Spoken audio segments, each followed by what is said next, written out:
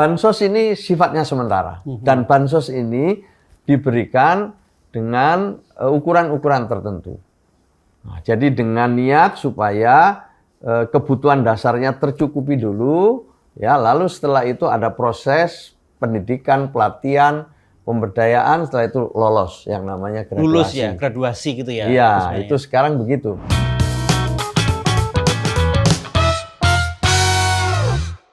Saya appreciate juga Gusmen ini salah satu menteri di kabinet Pak Prabowo dan Pak Gibran yang satset gitu. Jadi bahkan dikala isu-isu tertentu terkait di bansos misalnya itu lagi hot-hotnya, beliau ini secara jelas dan clear itu bisa menghadapi media massa. Saya salut itu Gusmen. Emang tidak takut ya Gusmen misalnya ditanya oleh wartawan atau dari media tentang bansos yang katanya bikin candu. Ya. Itu gimana? Bahkan Gusmen ini sudah statement di media massa bahwa diungkapkan juga bahwa ternyata bansos itu sisi-sisi negatifnya itu bisa menimbulkan ketergantungan. Itu duduk persoalannya gimana Gusmen?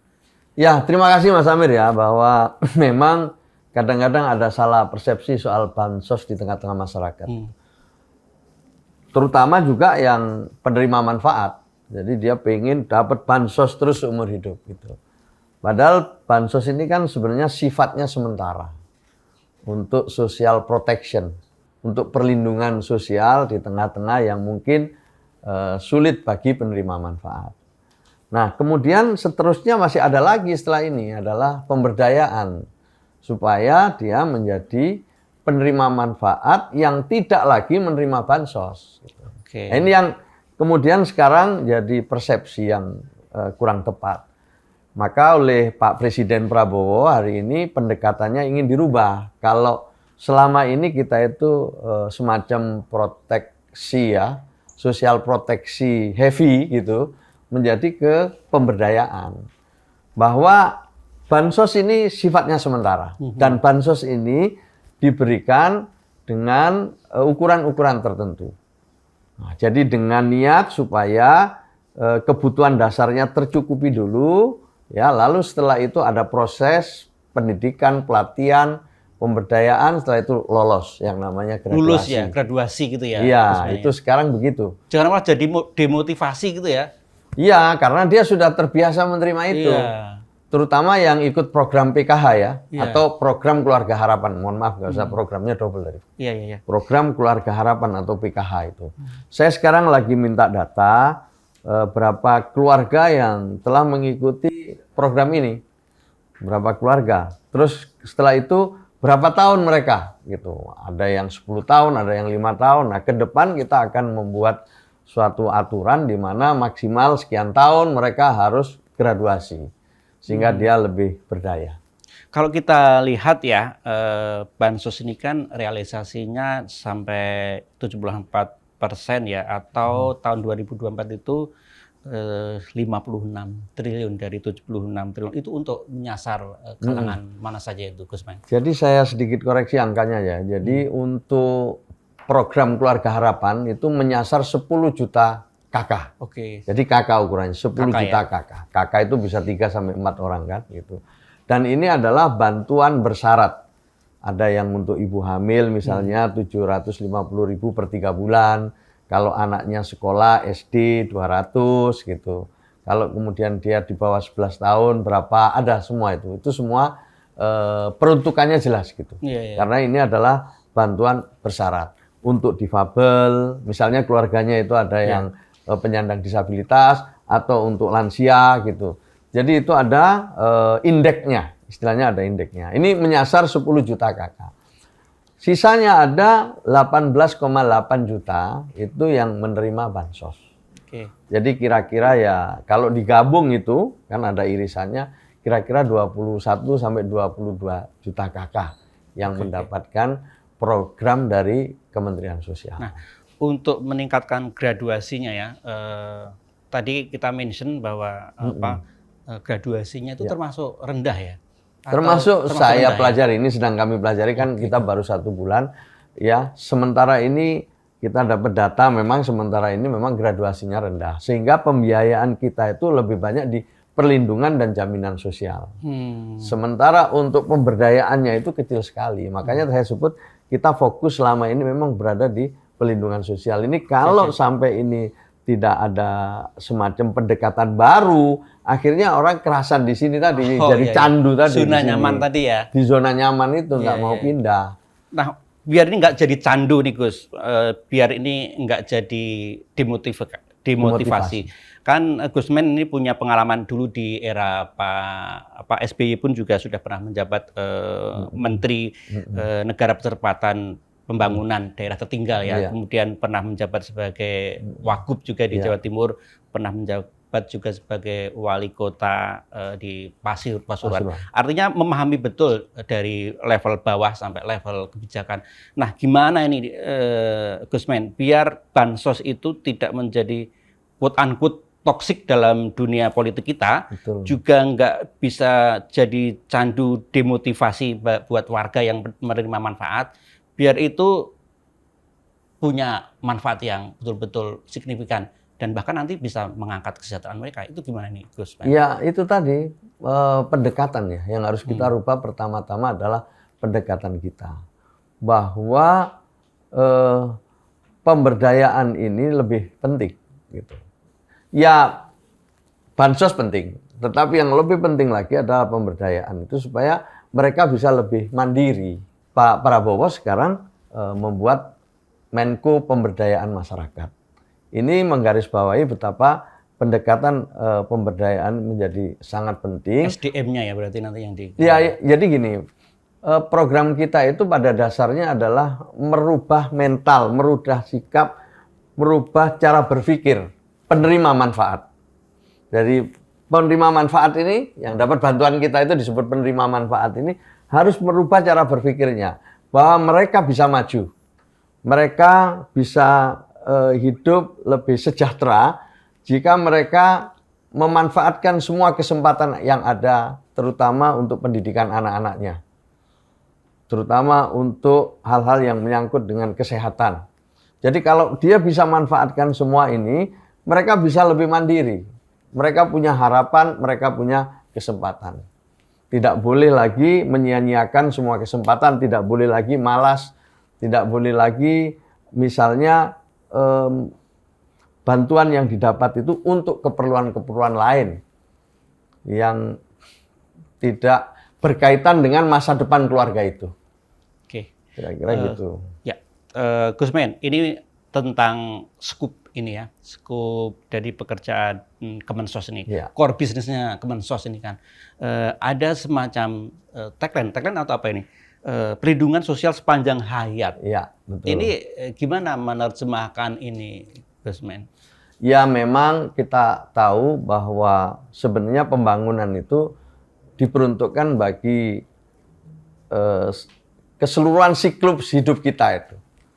Kan ada pranikah, kemudian ada perempuan hamil, ada anak di bawah 11 tahun, ada anak di bawah 5 tahun, ada anak kemudian masa SD, masa SMP, masa SMA gitu kan. Jadi setiap siklus kehidupan ini ada social protection gitu, ada perlindungan-perlindungannya. Sehingga mereka nanti bisa menjadi manusia yang produktif.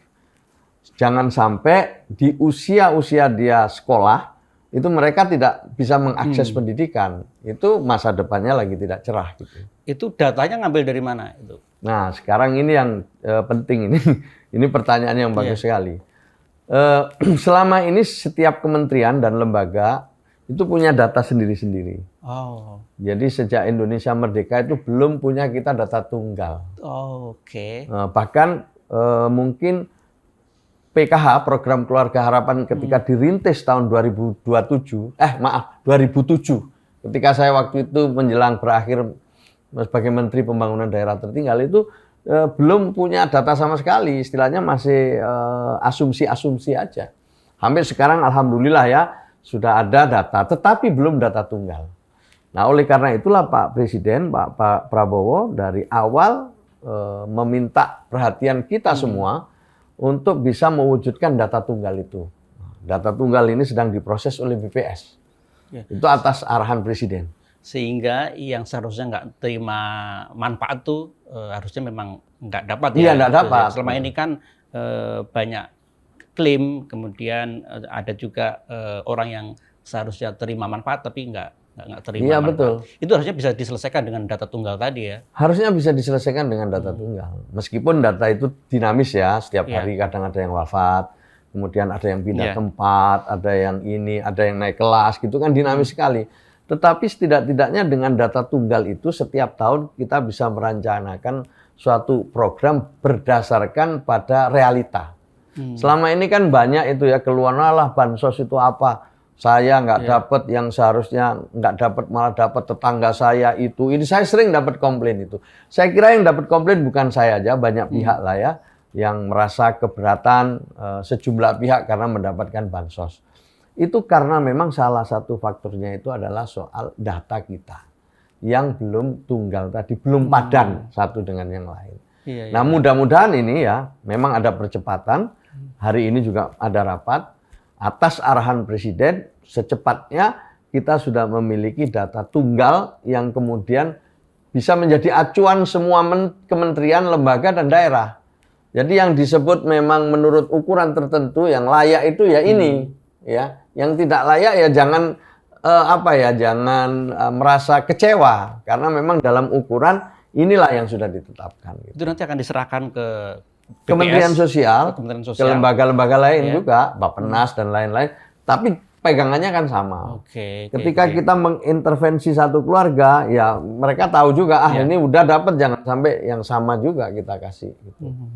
Nah, ini berarti tadi ya kembali ke perlindungan sosial sepanjang hayat. Ini seperti siklus gitu ya, siklus kehidupan gitu kan, sampai wafat. Jadi nanti ketika orang lulus SMA lah katakanlah, kalau sekolah kan sudah ada itu program wajib belajar ya dan lain sebagainya ya dari Kementerian Pendidikan kan. Bahkan lansia juga dapat, lansia dapat. Apalagi jumlah lansia makin hari makin naik karena angka harapan hidup kita kan naik terus gitu. Gimana nanti cara menyasarnya lansia ini kan? Jadi kita gini, termasuk tadi saya tulisnya ya. Kan program kita ada itu ya, mulai dari usia di bawah 11 tahun ya, prenatal sampai ini kan ada itu sampai sekolah wajib belajar 12 tahun kan gitu kan. Setelah lulus SMA, bagi yang pingin sekolah kan ada beasiswa itu. Ya kan? Ya, di beasiswa dari pemerintah bagi anak-anak yang mungkin tidak mampu, mereka bisa dapat beasiswa. Bagi yang pengen kerja kan ada kartu prakerja itu. Sampai mereka dapat pekerjaan. Setelah mereka dapat pekerjaan kan berarti sudah cukup, tidak lagi memerlukan bantuan pemerintah.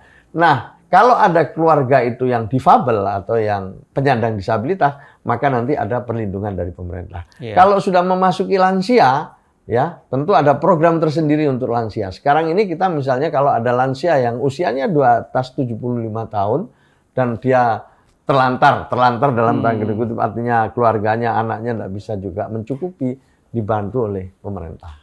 Gusmen, kalau saya pernah lihat di slide presentasi dari Gusmen, itu sudah ditetapkan ya beasiswa anak-anak SD, SMP, SMA itu besarannya itu sudah sampai sebenarnya bukan itu. Beasiswa itu, beasiswanya kan ada di Kementerian Pendidikan. Yang bantuan kita itu sebenarnya untuk menuju sekolah pulang balik supaya mau sekolah gitu loh kan. Kan untuk biaya hidupnya sekolah ya, sekolahnya kan udah gratis. Betul. Sekolahnya biaya kan sudah gratis. Nah sekarang dia untuk berangkat ke sekolah, pulang ke sekolah, mungkin untuk jajan di sekolah, sebenarnya untuk kepentingan itu. Yang dari program kita 2025 itu nanti program itu akan dijalankan lagi ya? Tetap dijalankan terus itu, 2025 dan seterusnya. Namun demikian untuk keluarga ini harus punya kesadaran bahwa bantuan ini sifatnya terbatas waktunya. Mereka harus bekerja keras, harus bisa mandiri lewat program-program pemerintah atau lewat program-program non-government.